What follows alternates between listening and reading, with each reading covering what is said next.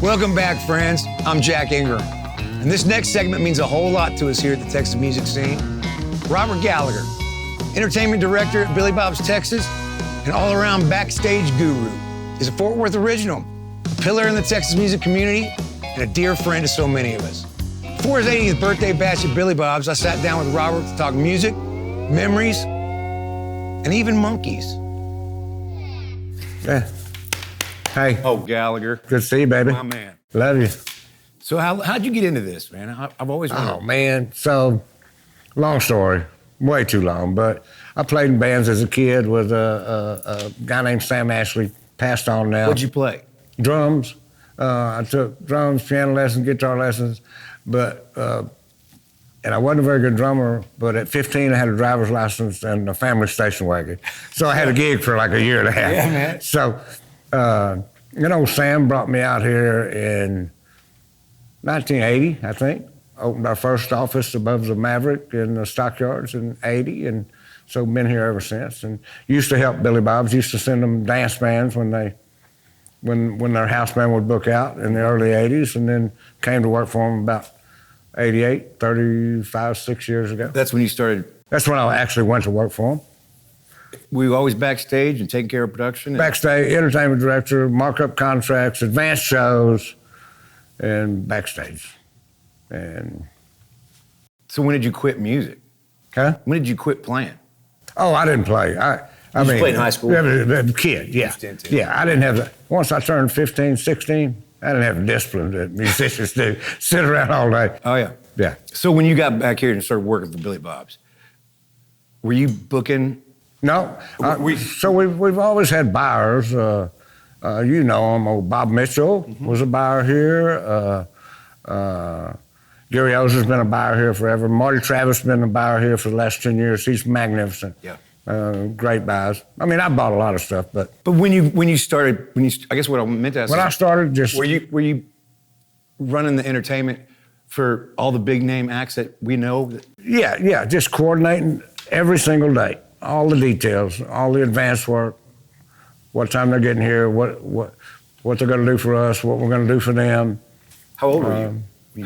How old were you when that was going on? Here? Oh shit!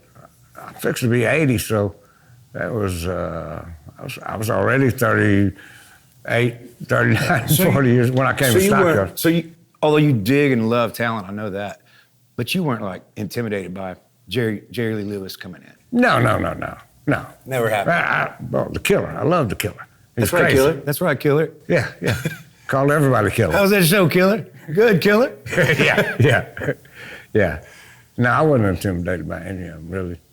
I mean, if you're going to be intimidated, to be by Willie, but he's the nicest guy in the world anyway. Right. And I mean, just gracious and kind all those years. We were lucky enough to do 50 or 60 Willie shows and okay, so 77 Willie picnics. We got to ask, you smoked with Willie? Oh, yeah. Yeah. I got a buddy who got a chance to get up on the bus and interview him, and he memorized all his questions he was going to ask Willie. Right. He gets up on the bus and Willie goes, "Hey, man, take a hit." Oh, yeah. So he takes a hit and starts feeling and going. And this guy's a pothead anyway. Yeah. But he goes, oh, man, he started feeling. He goes, right. "Willie, I had a whole bunch of questions I was going to ask you. Then I forgot half of them." He goes, "Here, take another hit and forget the other half." Right, absolutely. That's kind of his mentality, man, or was. So Willie, he saved me money on that first picnic because Pootie was still alive, and Pootie had me hire these stagehands from San Antonio. Long story short, the day after the picnic, Willie calls me to the bus, 9 in the morning, said, "Let's celebrate." We smoked a couple. I get back in the golf cart, I have no clue where I'm going. My guy takes me to the office. The guy shows up to get paid. And I said, "Yeah, we'll get you paid." And he goes, "Well, I got a deal. Here's what we really did. Here's what I quoted you, and here's a compromise." Well, I'm stoned. I sat there on a 10 key for 40 minutes, and this guy's got a van running with 8 guys in it, and I can't get 2 numbers to match. And he finally goes, "Pay me that quote." I go, "You got it, buddy." Please, leave me alone. Yeah. I think I was on that one, the one in the back in the parlor. Yeah, that was the one time I talked to him on the phone. He called me. Yeah. Can you imagine driving down the road and getting a call from Willie? Absolutely. And he was smooth because he goes, well, how you doing, Jack? And we had never met at that point. I said, I'm doing really good. It's so great to hear you and meet you. And he goes, well, I hear you're doing really good, but I want to have you on the picnic this year, but we need really someone to really kick off the show, which means you're going on first. That's right. At noon in front of nobody. That's right. But I was so happy, man. It was so good to be here. We got you this 30-minute slot. It's going to be great. The people get there early. You're going to start the show off with a bang. Yeah. I remember that. That was fun. It was great. It was hot. It was, of course, July 4th in Texas. Yeah. So what keeps you coming back? What keeps you Oh, in man, I don't know. So, you know, I got a big family. I got 4 kids and grandkids, and grew up in this building. And, I mean, my second family is Billy Bob's. I mean, I got friends here for 35, 40 years, you know, just constant. I mean, it's just like being in a family and doing what you're supposed to do every day, you know? Yeah. So, and then the artists, just like you, seeing you guys when you were young, and Cody Canada and Randy and Wade and all those guys when they were just youngsters, and then watching their kids grow up, and some of them getting in the business, and some of them singing like your kid. And I mean, I don't know. It's a great environment. It's unique. It's an unusual environment because, you know, there's no New Year's Eve. You're working. You're not at home. There's not many holidays because you're working holidays, stuff like that. But my family adapted, and it's been good to us. I think I even played here one time on Christmas. Huh? I think I even played here one night. You played a great time on Christmas, and you know, we're funny. We got seated shows and stand-up shows now, but then we had all seated shows, and the rule, don't stand up. And I love it when you preach and testified. You said, well, you know, you're supposed to say sit down here, and Santa Claus might get mad at you, but I want everybody to get up and come to the stage. And all the ushers go, what do we do? I go, leave him alone. He's preaching, man. He's testifying. I remember that. I think that night is when I jumped out on the table. Yeah. That's great. Tell us about where the monkeys came from. Well, so everybody thinks I invented it because I'm kind of like quality control. But actually, I credit a buddy of mine that was Billy Bob's first backstage manager, a guy named David Jackson. He's gone now. But he was just playing with drinks to try and get a drink that anybody could drink without a terrible reaction. Yeah. So it came up with Chill Crown, but super Chill Crown. Splash of Coke and Sprite, and sugar and carbonation just takes the edge off. So it's kind of my drink. I mean, we sell T-shirts, we sell stickers, and hats, all kinds of stuff. But it's a Billy Bob's house drink, and it's an excellent drink. I mean, it goes down smooth. You don't really know you've had too many until you've had too many. And that's the kind we like. Yeah. So I just tell everybody, hey, the fifth one's like water. And they go, okay, they got to get to that fifth one. By then, they're ready for the rest, you know. So, coming to a Specs near you. But we've had millions of monkeys here. You and I have had a few hundred. We've had our share. Oh, yeah. Climbing trees. Oh, those late nights were so much fun, man. We don't do it that much anymore, but you and Greg Henry and some of those guys hanging around here, and we sit back there till 3 or 4 in the morning and drinking monkeys and telling stories. Drinking monkeys. Oh, my God. And acting like them. Oh, yeah, acting like them, yeah. Anyway, it's still a popular drink. We love it. Everybody here loves it. I love it. Good. Let's go get one. Let's go have some monkeys. You know, you're one of the most beloved figures in the whole state of Texas, in the whole country music industry, because, you know, I know typically it's always been Friday night. It was kind of a Texas night. Saturday was if Garth Brooks was coming into town. Yeah. And I mean, your reach. Did you ever think you'd have that kind of reach in the entertainment business? Oh no, but you know what? It's just consistency, you know, and you know, our business really. If you look at it, it's just like any other business. There's introverts, there's extroverts, there's sweet guys, there's quiet guys, whatever. If you treat people right, no matter what their personality is, then they're gonna like you. That's true. And then. Just being old, you know, a lot of people. You made it. It was painful, but you know, and there was a time when we were 90% Nashville. Oh, I remember. And when you guys started coming up, you, Pat, and Robert Earl, and those guys, y'all changed the whole deal. I mean, when we started doing Texas shows, there was maybe 1 or 2 radio stations did a Sunday Texas show. That's right. Now there's like 200 or 300 Texas Red Dirt Americana stations. And well, that's also, it's whether chicken or the egg. It's like once we were allowed, but y'all invited us to play the venue that we used to see our favorite country act. We're like, holy shit, I'm going to play Billy Bob's. Right. And which made the fans realize that it was bigger than just and then other clubs followed suit. And then radio stations, and whatever. Hey, so I mean, it's a market that we all got to see born. I mean, really is. Well, you got to build it too. Huh? We got to build it. You helped build all yeah, it was great. Wonderful. So, do you remember the first time I had a really good night here? Yeah. I'll never forget it, man. You were so sweet. You came and got me backstage because I didn't really know what was going on. Right. And you came and got me and you go, I need you to come to the office. I thought I was in trouble or making people stand up or something. And I remember you gave me $11,000. Right. I was like, I'm fucking rich. yeah. That's the greatest thing too, but most people got their first or second or third or fourth biggest check right here.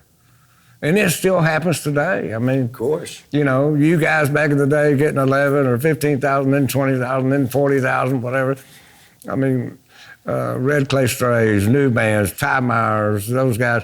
Those guys are good, too. Look, they got their first biggest check going, oh my goodness, I can't believe it. I know, man. And then they've blown up. We can't get Red Clay Strays now. Right. They're blowing up. Yeah.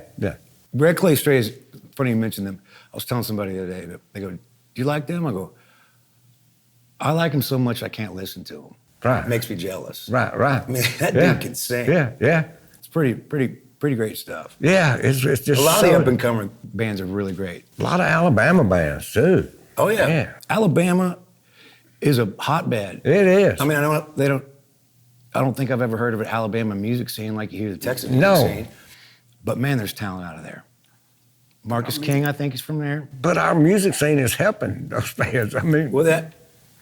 And so Kyle Carter, we talked about Miles Zero, too, but, man, they put so many of those Alabama bands on that deal, and it's been a great success. I mean, especially Red Clay, bands like that. Book them here, and people would fly in from different places that saw them down there, so... Makes sense, man. Yeah. Makes sense. Yeah. I'm sure they flew in when they play Billy Bob's, because it's, you're in one of the... I know they say it's the world's largest honky-tonk, but it's also the world's most famous honky-tonk. Yeah, 40-something years, yeah. I mean, it's... 40, I think this will be our 45th anniversary this year coming up. How many shows do you think you've worked? Oh, my God. In this venue? In this venue... Over... So, with privates and everything, probably 125, 130 a year for 36 years. So probably 4,000. 4,000. But I tell you what's even crazier, I still book the house bands. Really? Yeah. And I was booking house bands up the street at the Picket Parlor, the Longhorn, from the 80s. So when you're talking about a house band, and I change bands every week. Oh, you do? Every week. In 40 years, I hadn't done a contract. I mean, up the street or here or whatever. Change bands every week. So that's got to be like 15, 18,000 band nights. I love it, no band contracts. Nights. Your old Texas, old school. Old school, that's where it started. That's where everybody's falling into the deal, and we're cooperative, and somebody needs to change something, get out and go play a private for 3 times the money. We swap bands, whatever. Yeah. So it's been a great deal. Well, you were talking earlier about it being your family. And that starts from within. I mean, you make it a family. And when we come in, when we walk in the backstage and everybody's there, and it's like walking into a family reunion. It really is, because, I mean, as you know, and you've seen different, say, from Wendy or different ones, I mean, you see the same security guy, you see the same waitress, you see the same bartender, consistency, and it's just like old home week. I'm coming back to Billy Bob's, and oh my God, there's 8 people, 10 people I know here, you know? Hey, how'd you start, by the way, the whole handprint Hall of Fame? Yeah. I always was really proud of that and have been really proud of that to be in it. But man, you did me a solid, because my daughter came to see one of these young guys. Right. And, you know, I'm just her old, dumb, boring dad. You wouldn't understand, Dad. I'm going to Billy Bob's to see so-and-so. Like, really, I wouldn't. But she called me and all excited. Yeah. How'd you get your hands up here? I'm like, 30 years ago. I'm fucking somebody somewhere. Yeah. How'd you start that? How'd that? We were just we were thinking of things to do, and so I thought, well, we'll start doing these. And the first 2 or 3, we didn't have a farm or anything. I did it in a bus tub. The first one was way too heavy, and you couldn't frame it or do anything. So it took us 5 or 6 that we had to trash before our maintenance department built a farm to come up with a square to do it. And yeah, so we started that in, I think, 88, 89, something like that. That's fantastic. But we still do it. It's still a great deal. We're just running out of space to put them up on the walls, you know? You know the backstage little logos? Yeah. It's so funny that one of mine. Yeah, but one of yours we just made up. It was Yeah, 1995. I know. And it just made it up. It wasn't your logo or anything. And I love it that it's still the same thing. It's still the I same. think one time I had the guts to ask you to. You said, hey, put the beat up forward up there. Yeah, and then you're like, sure, man, sure, Jack. That came in. Yeah, So, next time. We ain't doing that. Next time, let's get that up for Jack. So I'm not going to ask you your favorite act of all time, because I know the answer. Yeah. Oh, I'm kidding. But what's been, whether the craziest or most interesting story you got? I know you got 100. I've sat up all night long with you hearing these great stories. We'll do that another time. Yeah. But give me one about an act that you were like, what's going on? Oh my gosh! I mean, some crazy times, you know. I mean, but a lot wilder in the '80s too. Give me the one about Jerry Lee Lewis. Oh, Jerry Lee. So old Jerry Lee, he was so unusual. I mean, I have no clue. I mean, he had Dr. Nick was his tour manager one time. The guy that supposedly overdosed Elvis. Yeah. I mean, it was always unique and crazy, and you know, you had to watch them old guys because a lot of them would short show you. So I told you this story one night after. Oh yeah. It's a bunch of monkeys, but so he's going on. He goes, "It's going to be a good show, Killer." "Yes, sir, Killer. Have a great night," whatever. So we watched the TV in the back. Sure enough, about 42 minutes, he comes off, and I meet him in that dressing room, and he goes, "Killer, was that a Killer show or what?" I said, "Well, it was Killer, but you're going to do an encore, Killer?" And he goes, "The Killer don't do encores, Killer." I said, "Well, the Killer might want to, or the Killer might be giving back $20,000, $30,000 to pissed off fans." And he went, "God damn it, Killer." And he went back out and did 25, 30 Killed minutes. it. Yeah. Oh, I love it. Yeah. I love it. And what I hope everybody on TV, you know, watching this, understands that that's one story. Oh yeah. That's think of a beach as big as Galveston. That's how many stories all the sand, that's how many stories you got. Oh my God. We had a great story of you downtown one time when we hadn't done Goodnight Moon, but you were adamant you were going to do it, and the fire department, everybody came and said, "This is a $3,500 ticket if you don't turn that mic off right then." And we turned it off and turned the lights off, and you sat on the front of the stage and did acoustic, and the whole crowd there was thousands of people there, everybody singing, and then it was pretty unique. Yeah, man, we've had some really good Great times. moments, yeah. I know, Yeah. that's what we all got into this for, was to feel that,